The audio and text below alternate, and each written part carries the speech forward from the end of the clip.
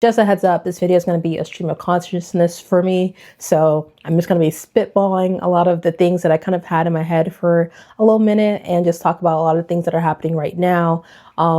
So if you are the type of person that's like, I don't like hearing people complain, or gets a little bit too depressing or something like that, just click out right now, babes. Just it's okay.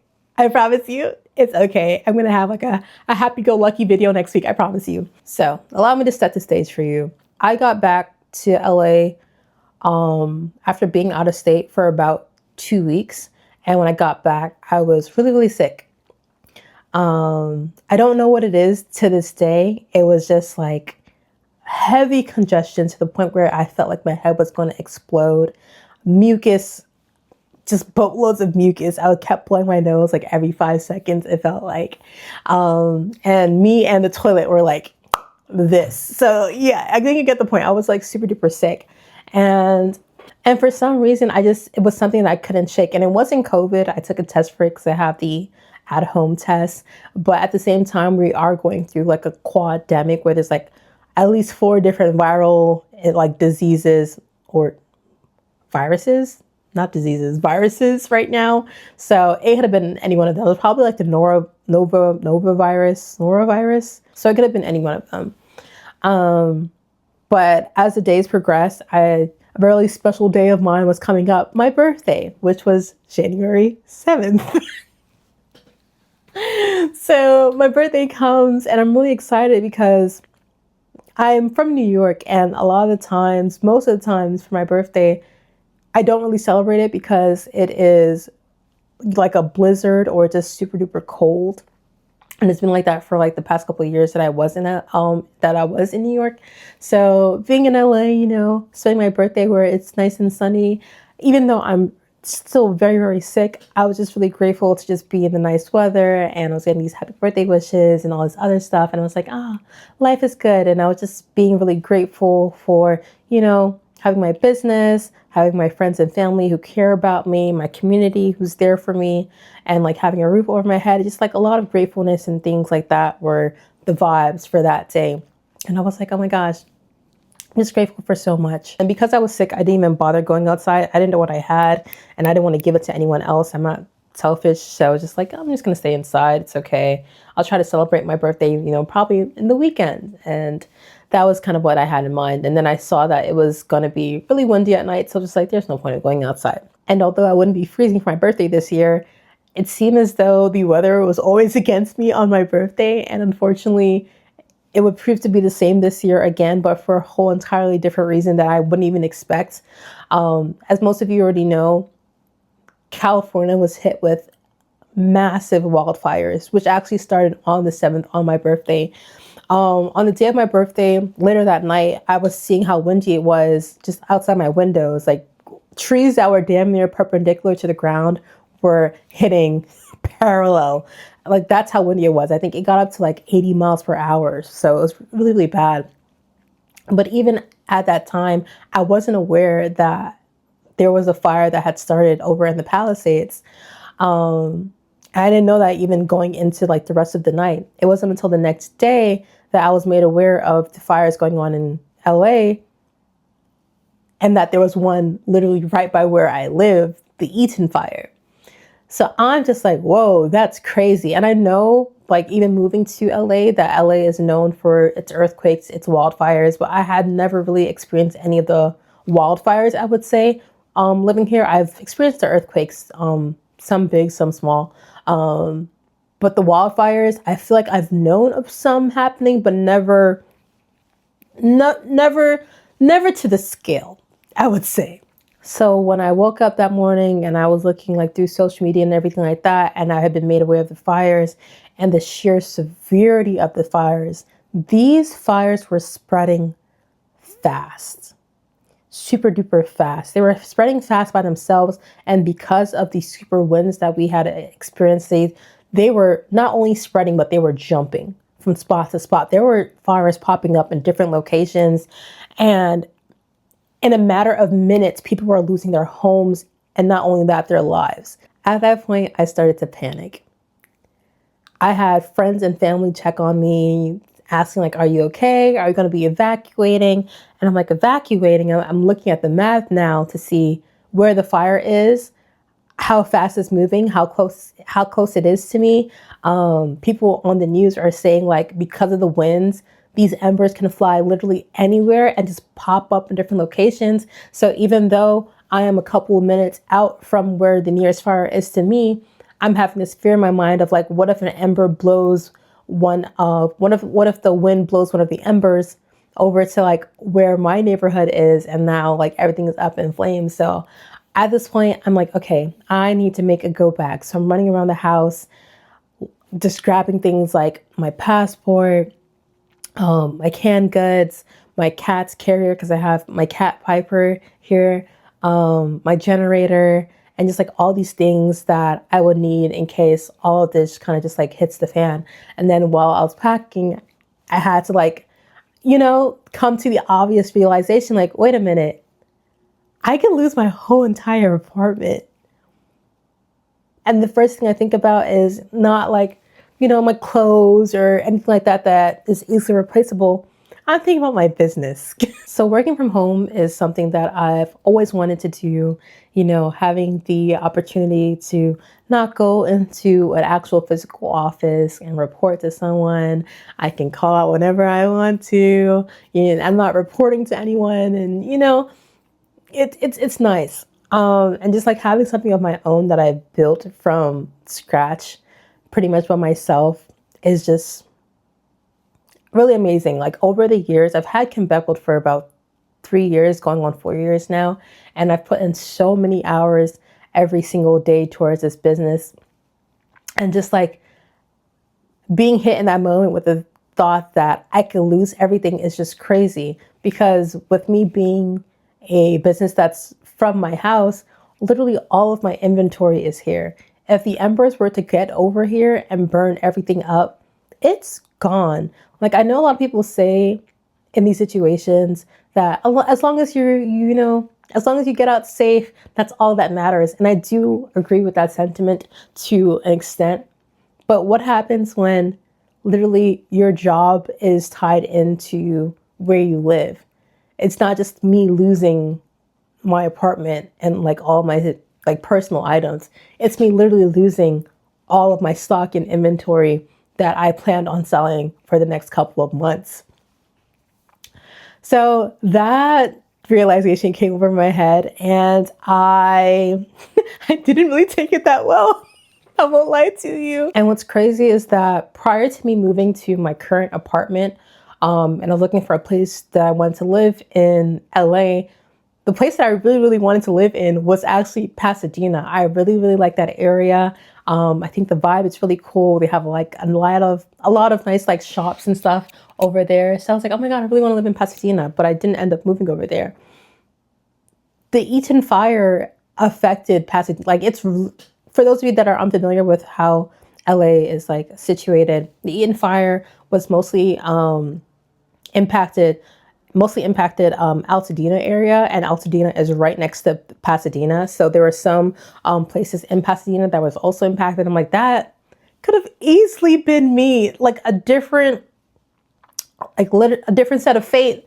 That could have literally just been me. So it just had me kind of spiraling a little bit, and I was getting all these different thoughts in my head, and just like different insecurities that I low-key already had in the past, just with dealing with being a small business owner in general and just being an entrepreneur. I feel like as though there's a lot of financial anxiety that comes with this job, that not a lot of people talk about. I know some people do, but not a lot of people.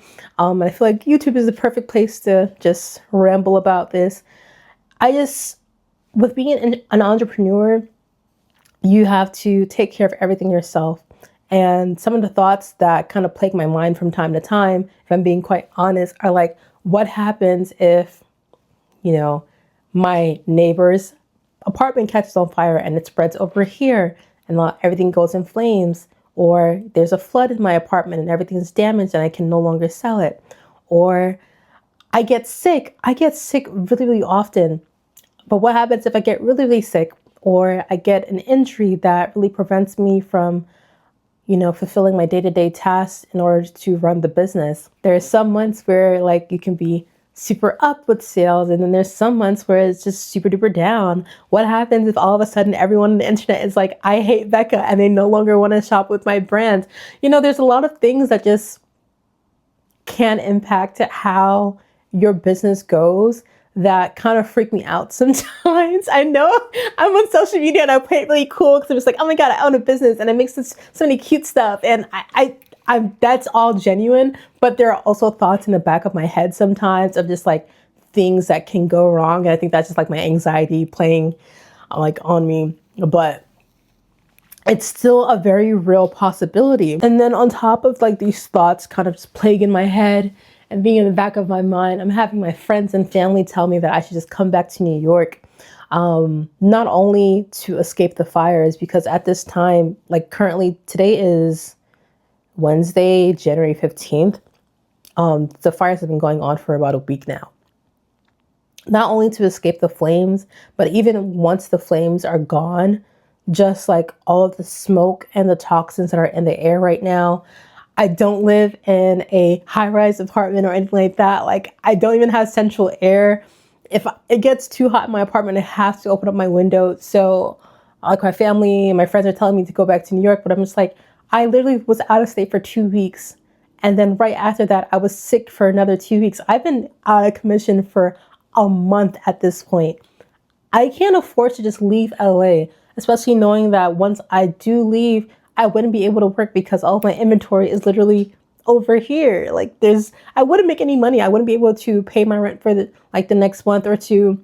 I wouldn't be able to pay my bills. I wouldn't be able to do any of that. So I'm just like, leaving is not an option for me and not an option for a lot of people. So I'm just like, it just really stressed me out. I'm not gonna lie, it really, really stressed me out. But even with all these thoughts in the back of my head, what was actually at the forefront of my mind was all the people that had lost so much during these fires. Like, that's the only thing I can think about. Like, the things that I'm worried about and theorizing are the actual realities of so many people. So that's where my mind is going immediately. And I'm just like, how can I help? What can I do?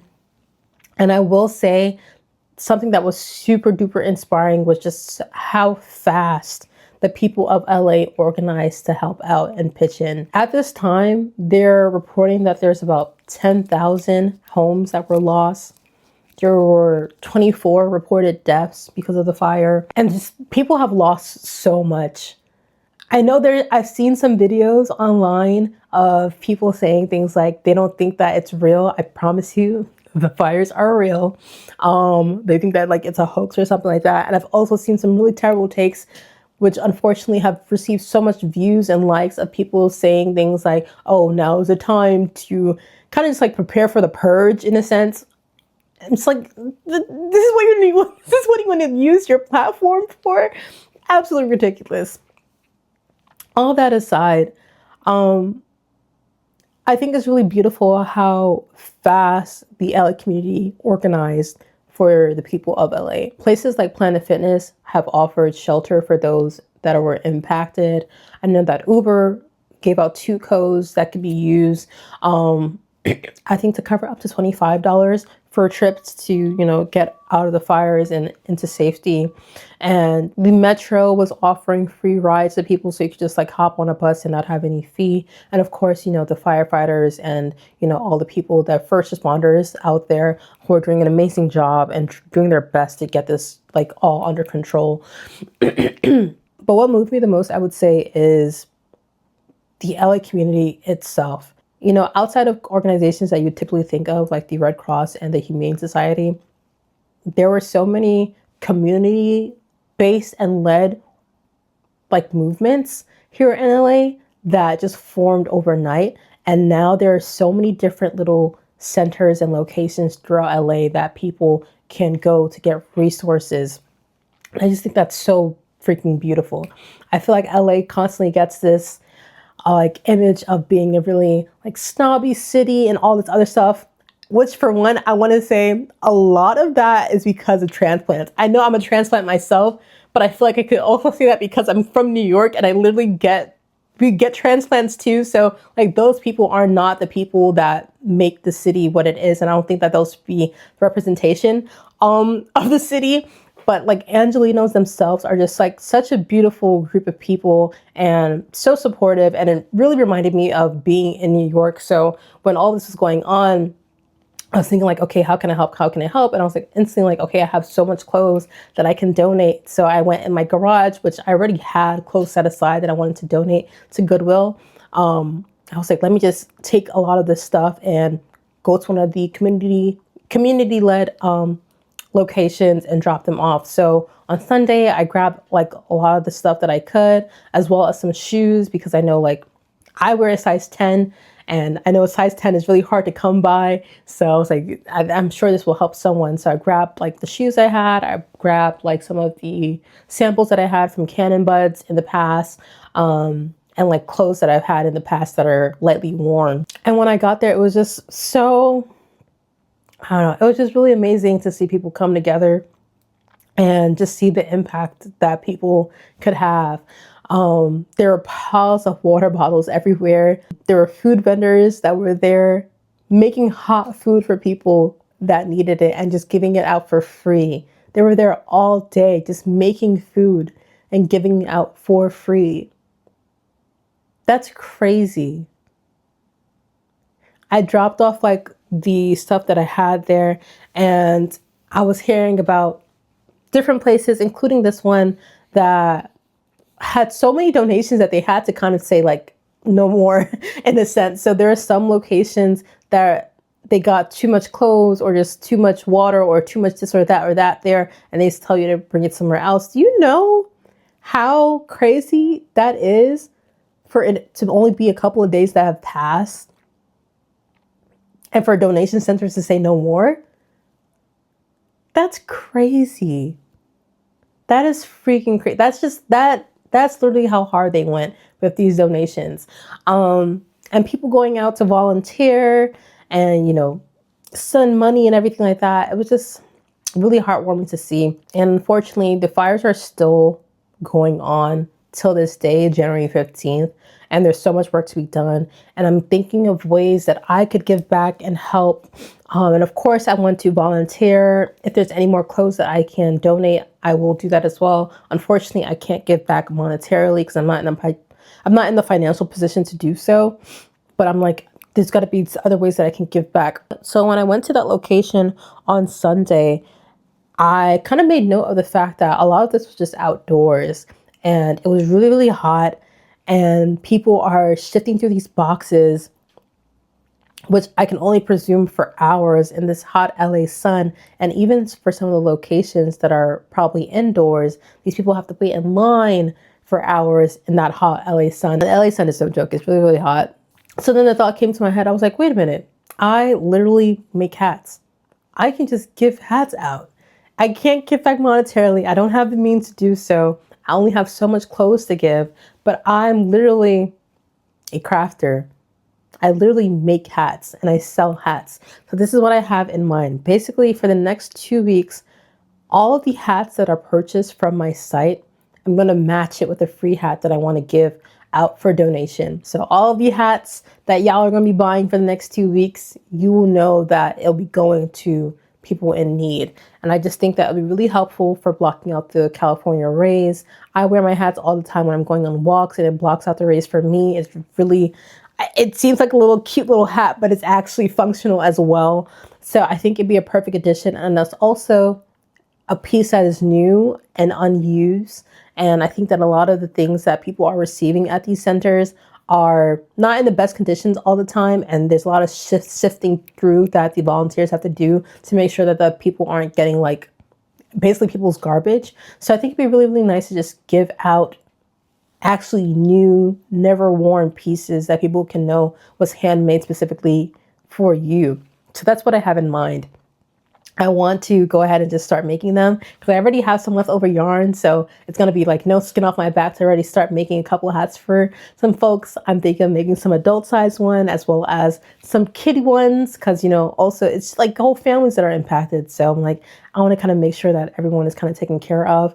There's only so many hats I can make, of course, but I think we all kind of have an impact no matter how big or small it is. So this is going to be my own personal way of, giving back the way that I know I uniquely can. So if you want to support, you can buy a hat from my site, any of these here. And also the Love Bum hat that I'm wearing right now, I know are super duper popular and have been really highly requested. And although I didn't have it on the site, I will be adding it as a pre-order option for the next 2 weeks. So if you do want a Love Bum hat, it'll be available. I'll probably ship them out around March, April kind of time, just a little bit after, I finish making all the hats for donations. And I have another con next month as well. So if you want to support this initiative that I'm starting, kind of like buy a hat, give a hat, you can check out my website at kembeckled.com. I'm going to have some hats there. If you want to buy this one, it'll be on pre-order. And I think that's pretty much my thoughts on that. I'll also have some links down below of organizations that you can donate to, some GoFundMes, as well as some volunteer locations if you are here in LA and you want to give back in that way. I don't think this is not the only way to give back. Buying a hat isn't the only way to give back. If you want to actually give money and time and resources, I'll give you the links to do that as well in the description box. But yeah, I feel a little bit better getting all that off my chest. I thought it would be really weird for me to just do business as usual and not really address this when it's kind of impacting me. And these fires are still going on right now as I'm speaking. And they're saying that there's going to be another really bad windstorm coming ahead of us. So these fires that haven't ended can be exasperated really like that and undo a lot of the work that the firefighters have done. And the fires can go literally anywhere. So although I am safe right now, and I'm really thankful and grateful for that, that could not be the same situation in a couple of days. So I'm really just playing it by ear. I still have my go bag ready. I'm still a little bit anxious, but I'm going to do what I can to give back in the way that I know I can right now. Because, everything is kind of out of our hands. So this is something that is in my hands. I can take control of this and do that. But yeah, I think that's pretty much all I want to say. This felt really good to just get off my chest. I feel a little bit better now. That felt good. Thank you for watching this video. I really appreciate it. And hopefully I come back to you next week with another video and in good health and good spirits. I'll see you then. Bye.